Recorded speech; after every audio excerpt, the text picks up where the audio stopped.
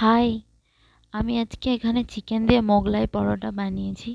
এর জন্য 4টে বেশ বড় সাইজের পরোটা হবে সেই মাপের মতন ময়দা নিয়ে নিয়েছি। এর মধ্যে লবণ, চিনি এবং সাদা তেল দিয়ে ভালো করে ময়ম দিয়ে নিলাম।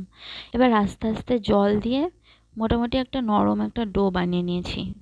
আমি প্রথমে চপস্টিক দিয়ে একটু নেড়ে নিয়েছিলাম, কারণ হাতে খুব বেশি ময়দা লেগে যায় না হলে। ময়দাটা মাখা হয়ে গেলে এর মধ্যে সাদা তেল দিয়ে ওপরের সারফেসটায় তেল মাখিয়ে ঢেকে রেখে দিন। আমি এখানে 300 গ্রাম চিকেন নিয়েছি। এর মধ্যে আদা কুচি, রসুন কুচি, জিরে গুঁড়ো, লঙ্কার গুঁড়ো, ধনে গুঁড়ো এবং সর্ষের তেল ও লবণ দিয়ে ভালো করে মাখিয়ে রেখে দিন। চিকেনটা আমি বোনলেস নিয়েছি, এর মধ্যে একটু মেটেও ছিল। চিকেনটা মাখানো হয়ে গেছে। এবার একটা কড়াই নিয়ে এর মধ্যে সাদা তেল বা সর্ষের তেল দিয়ে তেলটা ভালো করে গরম হয়ে গেলে ওর মধ্যে চিকেনগুলো ঢেলে দিন। এবার চিকেনটাকে মিডিয়াম ফ্লেমে মাঝে মাঝে নেড়েচেড়ে ফ্রাইয়ের মতো করে নিন। আমি প্রথমে হলুদটা দিতে ভুলে গেছিলাম, সেজন্য এখন এখানে হলুদটা দিয়ে দিলাম। এবার অল্প একটু চিনি মিশিয়ে আর একটু নাড়াচাড়া করে মোটামুটি জলগুলো শুকিয়ে আসলে এটাকে নামিয়ে ফেলুন।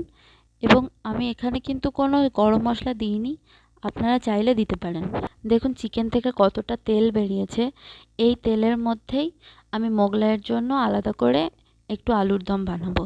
এই তেলটার মধ্যেই আমি আলুর দমের জন্য ডুমো করে কাটা আলুগুলো দিয়ে দিলাম এবং এর মধ্যে লবণ, হলুদ দিয়ে সুন্দর করে ঢেকে ঢেকে এটাকে প্রথমে ফ্রাই করে নিয়েছি। দেখুন এখানে আমি ঢাকনাটা খুলে দিয়েছি, আলুগুলো বেশ সুন্দর ভাজা হয়ে গেছে।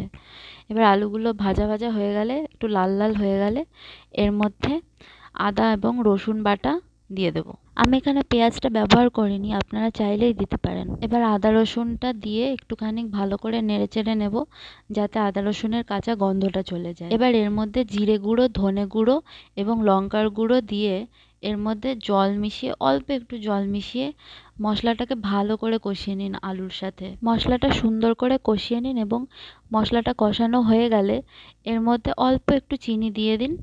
চিনিটা খুব সুন্দর একটা টেস্ট এর সাথে অ্যাড করবে।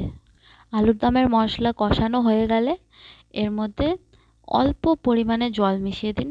আমি এখানটা অল্পই জল দিয়েছি, আপনারা যদি একটু ঝোলা ঝোলা খেতে চান তো এখানে বেশি ঝোল দিতে পারেন। তবে মোগলাই পরোটার সাথে বেশ মাখো মাখো আলুর দমটাই বেশ ভালো লাগে। এবার জলটা ফুটে আসলে এর মধ্যে একটুখানি গরম মশলা দিয়ে দিন এবং লবণ চিনিটা চেক করে নিন। এবার জলটা শুকিয়ে আসলে মশলাটা বেশ গা মাখো হয়ে গেলে আমি গ্যাসের ফ্লেমটা অফ করে দিলাম এবং আলুর দমটা নামিয়ে নিলাম। আমি এখানে কোনো টমেটো ব্যবহার করিনি, কারণ আমার আলুর দমের ট্যাঙ্গি ফ্লেভারটা ঠিক ভালো লাগে না। আপনারা চাইলে ব্যবহার করতে পারেন। দেখুন আলুর দমটা কি সুন্দর দেখতে হয়েছে, তাই না? এবার পরোটা বানানোর জন্য আমি এখানে একটা বড় সাইজের লেচি কেটে একটা বড় একটা রুটির মতো বানিয়ে নিলাম। এর মধ্যে চিকেনের ওপরে পেঁয়াজ কুচি, একটু ডিমের মধ্যে একটু লবণ দিয়ে সেটাকে ওর মধ্যে ঢেলে দিন। আমি এখানে লঙ্কা কুচিও ব্যবহার করেছিলাম, কিন্তু সেই ফুটেজটা আমি ঠিক তুলে উঠতে পারিনি। এবার সাইডগুলোকে সুন্দর করে একটার পর আর একটা দিয়ে এরকম ভাঁজ করে করে এটাকে একটা চিঠির খামের মতন একটা শেপ দিয়ে দিন এবং এটাকে একটু বেশ আলতো করে একটুখানি প্রেস করে দিন, যাতে ভেতরের পুরটা বেরিয়ে না আসে। দেখুন কি সুন্দর লাগছে না দেখতে, একটা সাদা ধবধবে একটা এনভেলপ।